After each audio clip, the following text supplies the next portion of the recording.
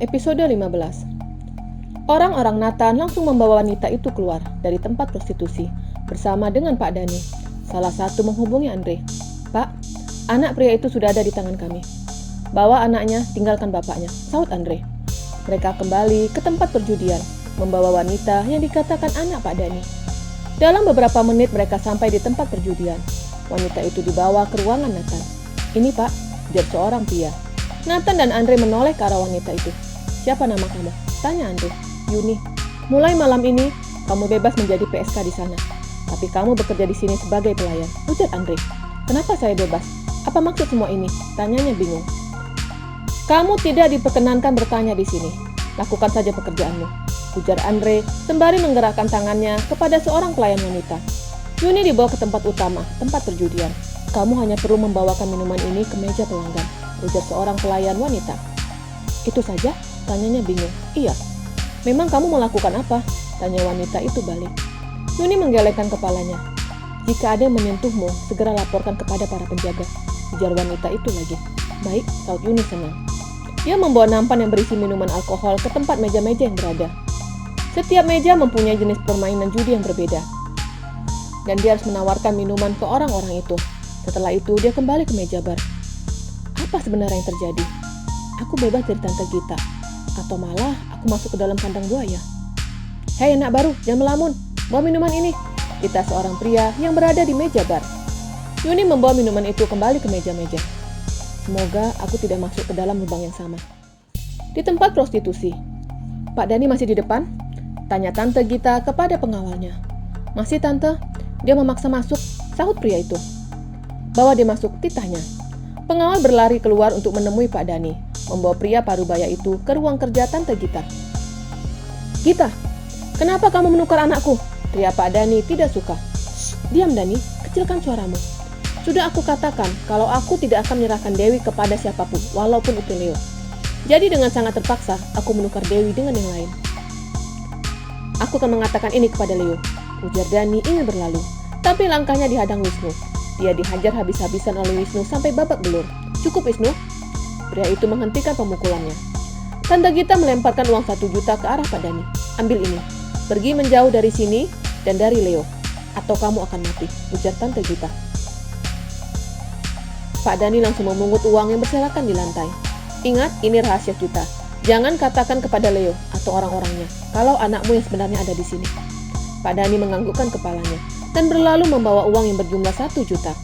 Tinggallah Wisnu dan Tante Gita di ruangan itu. "Bagaimana kalau Yuni mengatakan kepada Leo kalau dia bukan anak Dani?" tanya Wisnu khawatir. Tante Gita melihat jam di tangannya. "Ini sudah 2 jam. Kalau Yuni mengatakan kepada Leo siapa dia sebenarnya, pasti orang-orang Leo telah kembali. Tapi sampai sekarang, orang-orang Leo tidak datang. Jadi Yuni tidak mungkin mengatakan siapa dirinya. Dan dia pasti senang keluar dari tempat ini," jelas Tante Gita. "Apa maksud Tante dengan senang? Bukannya tempat perjudian itu sama saja seperti di sini?" Wisnu penasaran. Tante Gita menggelengkan kepalanya. "Mereka hanya menjual minuman dan koin-koin yang bisa diuangkan," saut Tante Gita. "Tapi Tante pernah bilang ke Dewi kalau di sana lebih parah dari di sini," ujarnya bingung. "Maksudnya parah di sini? Leo bisa membunuh siapapun yang dia tidak suka. Membunuh hal yang biasa di sana," jelasnya lagi. Wisnu Mangut mengerti. "Jangan sampai orang lain tahu kalau Yuni dibawa untuk menggantikan Dewi," ujar Tante Gita. "Baik Tante," sahutnya. Di depan pintu ada yang mendengarkan pembicaraan itu. Ibu Susi segera pergi dari tempat itu untuk menemui Tari. "Bagaimana keadaan kamu?" tanya Ibu Susi. "Jauh lebih baik, Bu," sahutnya sembari memperhatikan wanita parubaya itu. "Ibu kenapa?" tanya Tari. "Jika aku mengatakan kepada Tari kalau bapaknya datang ke sini untuk mencarinya dan dia ditukar dengan Yuni, pasti Tari akan memberontak. Dan dengan cepat, Tante Gita akan tahu siapa yang mengatakan kepada Tari." "Ibu ada apa?" tanya Tari lagi. "Oh tidak ada, ya sudah kamu tidur saja," ujar wanita itu dan berlalu ke dapur. "Maafkan Ibu Tari, Ibu membutuhkan pekerjaan. Dengan bekerja di sini, anak-anak Ibu bisa sekolah," gumamnya. Jam 3 dini hari, tempat perjudian ditutup. Yuni diantar ke sebuah kamar yang di dalamnya terdapat sebuah kasur dan lemari serta kamar mandi. "Mulai malam ini kamu tidur di sini," ujar seorang pelayan. Yuni menganggukkan kepalanya. "Mengenai gaji besok akan diberitahukan oleh Pak Yanto." Ujar wanita itu lagi sembari memperhatikan pakaian Yuni yang seksi. Apa kamu tidak membawa pakaian? Tanya pelayan itu. Yuni menggelengkan kepalanya. Pelayan itu pergi ke kamarnya dan kembali dengan membawa sebuah pakaian. Kamu bisa memakai pakaianku. Besok jika sudah tanda tangan perjanjian, kamu bisa minta gajimu dibayar di muka, ujar wanita itu. Kenapa bisa seperti itu? Tanya Yuni bingung. Karena selama dia bekerja di tempat PSK, dia hanya mendapatkan 10% dari uang yang dibayarkan para lelaki hidung belang. Dan lebih sering uang itu dipotong Tante Gita dengan alasan untuk makan dan untuk membeli peralatan makeup para PSK. Jika aku mendapatkan uang itu, mau aku gunakan untuk apa? Tanya Yuni masih bingung. Kamu bisa menggunakannya untuk membeli pakaian. Apa kita boleh keluar dari tempat ini? Tanya Yuni penasaran. Boleh, tapi dengan para pengawal, jelasnya. Yuni tersenyum. Dia merasa doa-doanya dikabulkan.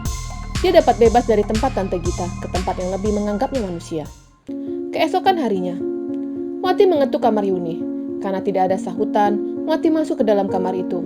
Dan di dalam dia tidak menemukan sosok Yuni. Wati menanyakan kepada teman yang lain. Apa kalian tahu di mana Yuni? Tanyanya kepada teman sesama PSK. Bukannya dia sudah bebas? Sahut seorang wanita. Bebas? Apa maksudnya? Wati bingung. Yang kami dengar, Yuni sudah dibebaskan. Siapa yang membebaskannya? Tanya Wati penasaran. Ya Tante Gita, sahut temannya.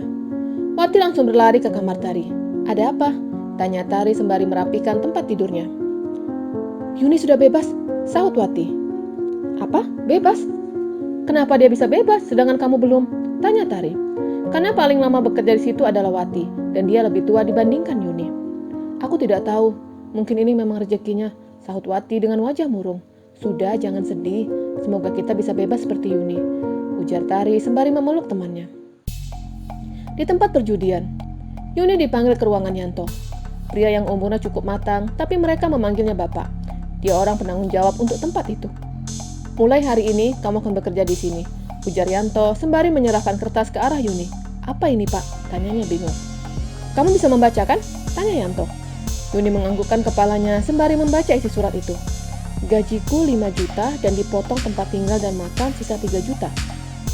Tanyanya agar lebih jelas. Iya benar, kamu keberatan? Tanya Yanto.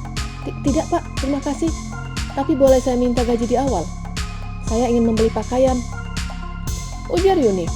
Dengan cepat Yanto langsung menyerahkan uang sebesar 3 juta ke Yuni. Wanita itu segera menandatangani surat perjanjian dan membawa uang itu. Tidak lupa dia meminta izin untuk membeli pakaian. Aku bebas, gumamnya senang. Nathan dan Andre menikmati sarapan di rumah Oma Lili. Wanita parubaya itu ikut serta menikmati makanannya. Bagaimana hubunganmu dengan Valencia? Tanya Oma Lili. Kami sudah berakhir, sahut Nathan tanpa mengalihkan pandangannya ke arah piring.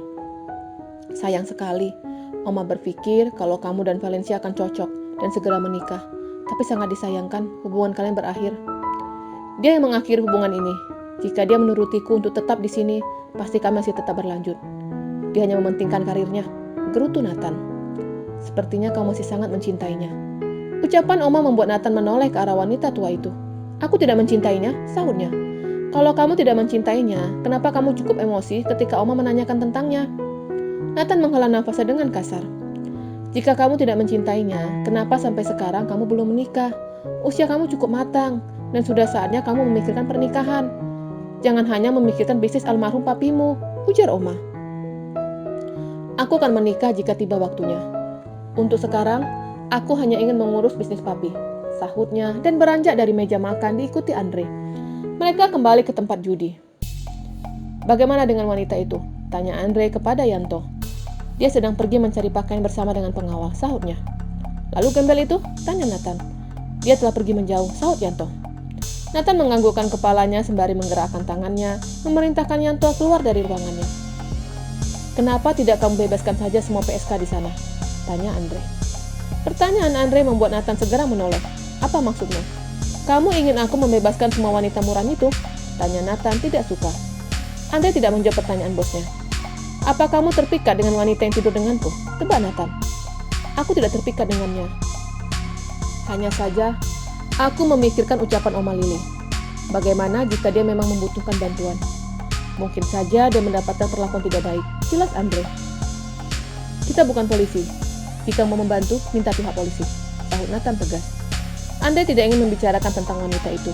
Dia tahu jika sahabatnya sedang marah. Tari membantu para PSK membersihkan setiap ruangan. Ketika dia bertemu dengan Ibu Susi, wanita itu menghindar. Kenapa Ibu Susi selalu menghindar? Tadi malam Ibu Susi baik, tapi kenapa hari ini berubah? Apa yang terjadi? Apa Tante Gita melarangnya berbicara denganku? Gumam Tari. Bersambung.